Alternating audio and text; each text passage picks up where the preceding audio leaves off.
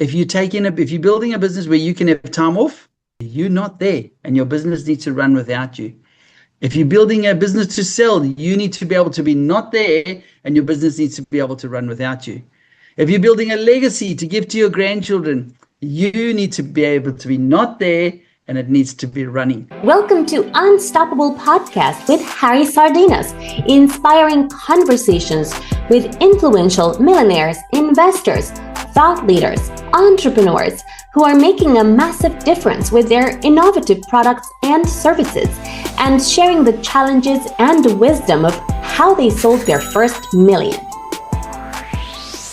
Two things: how to build a business from zero that is actually sellable. Number two, what is your take in, do a business that you're passionate about and you will be fine. Okay. Well, let's start with the first one. Okay, so how to build a business that's sellable. So if you're in business, or if you're into business, you're probably going in for one of three reasons. You either want to have more time to spend with your family. You're tired of corporate being in there for 12-hour days, getting paid for 8. So you want to go into business, you want to have more time, and you want to have more money. The second one is you want to be able to sell your business one day, right? And the third one is you want to build like a legacy. So you want to build something that you can leave for your children. All three of those have got one thing in common. You are not in the business. If you're building a business where you can have time off, you're not there, and your business needs to run without you. If you're building a business to sell, you need to be able to be not there, and your business needs to be able to run without you. If you're building a legacy to give to your grandchildren, you need to be able to be not there, and it needs to be running. So literally, that's the trick. How do you make a business where you are not in the business? You have to build a business that can run without you. That's the only way to make a business that's super easy to sell. Because then if it runs without you, if you've got a business, Harry, and you go, this runs without me. I come in one day a week, I do this and this and this, and I'm to sell it. Everybody wants to buy it because everybody wants to work one day a week and earn what Harry earns. But if you say, I've got a business and I work 18 hours a day, every day, 7 days a week, who wants my business? Everyone's going to go, you're crazy. I don't want to work like that. Right? And so that's the concept. You're buying a job. Absolutely. That's So you have to. There are a lot of jobs that you can get for free and get paid. Who wants to buy a job? True. So you have to find stuff that you don't have to actually be in. Okay. Now, you don't have to be passionate about what you do, but we all find different things that we're passionate about. Some of us are passionate about people, helping people. Some of us are passionate about making money. Some of us are passionate about systems. Some of us are passionate about delegating. I really love systems. I love systems. When I start a business. So you're passionate about scaling, right? You're passionate about scaling, and that's your passion. Okay. So when I start a business, I go, okay, when I went into the safety in the rail, I was like, okay, how are they doing this? What systems are they using? And nobody was putting in really good systems. And so I was like, oh, wow, I can put in this system. That's what excited me. It didn't excite me that there were people that were safety people in the rail. That wasn't exciting. The exciting thing was that I looked at it and I went, I can shake up this whole industry by putting in systems and, showing them how to do like modern day stuff instead of the way that they were doing it on paper. I could show them how to do it on computers, and I could bring the whole business across. The same with the public telephone business. It was all run on paper and very basic spreadsheets and things. My passion was like, how do I make systems? And I mean, this was years ago. How do I make spreadsheets? How do I get all the figures? How do I get those spreadsheets to talk to other spreadsheets? How do I actually end up with, a way that I can just go, this place is making a profit, this isn't? Because I had, I opened up a whole lot of telephone shops. Like I had, at one point we had 28 telephone shops, and you needed to know this shop was making money, this wasn't making money, this was making money. And then the one that wasn't making money, you get rid of that one and you get some more that are making money. But it's that whole thing about action. Like I said in the beginning, get in and just do it. And you'll go, this is making money, this isn't making money. Okay, well, we're going to do less of this and we're going to do more of this. So go where the money is And then you'll find, okay, well, I'm making money now, and then this is making even more money. Okay, we're going to go in that direction. And so it's just movement. It's so much easier if The you're money already is a moving. reflection, Luis. The money is a Okay? reflection. The money is the reflection that there is demand for the product there. That the consumer, Yes, they decide where you're going to go. They exactly. completely decide the direction. Because lots of us sit down and we go, I know I'm going to solve this problem. And we start trying to solve that problem. And then we find out that, hey, man, people that have got that problem haven't got any money. Okay. Right. But those people really have got another problem that they want us to help them with. And they're willing to give money for that. And so you're like, all right, or maybe the problem you're solving, the pain isn't enough. If the too much, like we put on a bit of extra weight, okay? We put on a bit of extra weight and we go, I should lose some weight. But it's not too bad, so we don't do anything. Then we put on a little bit more weight. It's not too bad, we don't do anything. Then we go see the doctor, and the doctor says, you're going to die in like a year's time unless you lose some weight.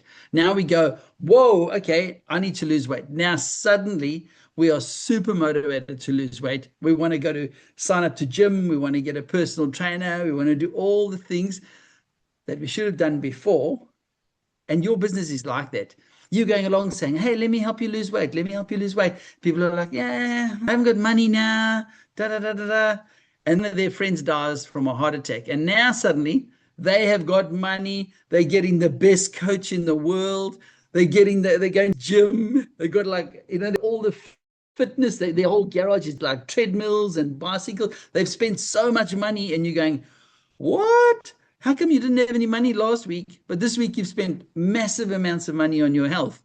That's really what we're looking for. We're looking for when are those sweet spots there. So boring businesses versus exciting business. I spend a lot of time with the startup founders, and everybody want to be Elon Musk. Everyone want to be the next Bill Gates. Harry, I have this exciting product, this exciting technology. We're gonna change the world, and I'm gonna be billionaire. We're gonna be billionaire together, and this is exciting, right? And then on the other hand, you have a huge percentage of failure in startups. Okay. And then on the other hand, you have this boring business that nobody wants to do. Like, who wants to sell telephones? Who wants to do security guard business? And these are boring business, but they are there for a reason. You need the security guards. The society function like that, and the security guards has to be there. And if you put the right system, you can scale and have a decent system. Like today, it was prior to this interview, it came a podcast that has sold over 50 million in a moving company, right? He's present in a lot of United States, a lot of and he has over 50 million. And we were talking about the subject, kind of, okay, who want to a removal company? Who wants to open that nowadays, right? So what's your message to startup founders? Okay, give them a check of reality because you have sold several businesses and scaled them. Okay, what message do you have for our founders, that everybody's behind the Chinese story? Everybody wants to be the next billionaire and have the coolest product ever with this AI and everything, and they are neglecting this boring business that you clearly have made millions. And you know what I mean? Several times. You have done it several times. We can call it boring business, but there is a problem, there's a solve, and you scale, you make a lot of money, right? And you live a great life, right? So tell us your opinion. What message do you have for the founders? Well, think about this, okay? Think about Elon Musk, and he builds rockets, okay? Amazingly exciting when that rocket takes off and is heading to the moon. Exciting. But the year or the 2 years before that, when they're there and they're building the different aluminium and they're doing that, boring. Terribly boring. I had an uncle, and I said, what's it like? It must be beautiful. And he said, it's really, really, really boring. And then every now and then it's super exciting, okay? And I think that lots of things are like that. We see this super exciting. We see the podcast and we go, oh, I want to do what Harry does. Look how exciting it is. He just sits there and he talks to people all day. And then we go, no, we go, hang on, but boring stuff that Harry does. What about talking to people and those people that aren't, ready to be on a podcast? What about all the edits? What about all the admin? What about all the chasing up the people? Like, there's a lot of boring stuff that goes with every job. It doesn't matter how exciting. I mean, you don't think that, Zuckerberg, you don't think he goes, woohoo, I'm going to work today. I'm going to be at Facebook. Like, this is amazing. He doesn't. Most of his day is super boring. Most of his day is meetings and what are we doing and how are we going to do this? And every now and then there's something exciting. But the boring business, if you're just starting out, the boring businesses are generally a bit easier to get into. Because, if you want to open a laundromat, people go, laundromat? Like, who wants to do a laundromat? Who wants to do vending machines? Like, I don't know, it seems like hard work. It seems like, but everybody's got to have their clothes washed. Everybody buys a chocolate and a Coke from a vending machine. Those businesses are easy to start. And because, like you say, most people go, well, I don't really want to have vending machines. The problem is there. Absolutely. And this now, most people want to actually do something that they can just do on their computer. So I'm going to do? I'm going to start a business where I can do my lounge and I can just go on AI and I can get AI to do my business. And that's incredible. That's incredible, right? But if you can sit and do it on AI, so can the 8 billion other people in the world. But if you think about something like, let's say you become a plumber, right? Now, you're not competing against 8 billion people because people that are in India can't do plumbing in Australia. They just can't get here to compete with me. People that are in the next town can't with me. People that are in the next suburb can't compete with me.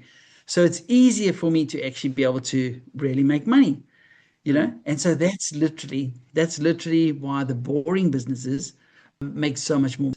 They're a really good start for you. If you're going to start, follow us for more interviews with world's most influential, audacious entrepreneurs that overcame challenges and adversity, providing you with the blueprint of how they sold their first million so you can grow your business exponentially.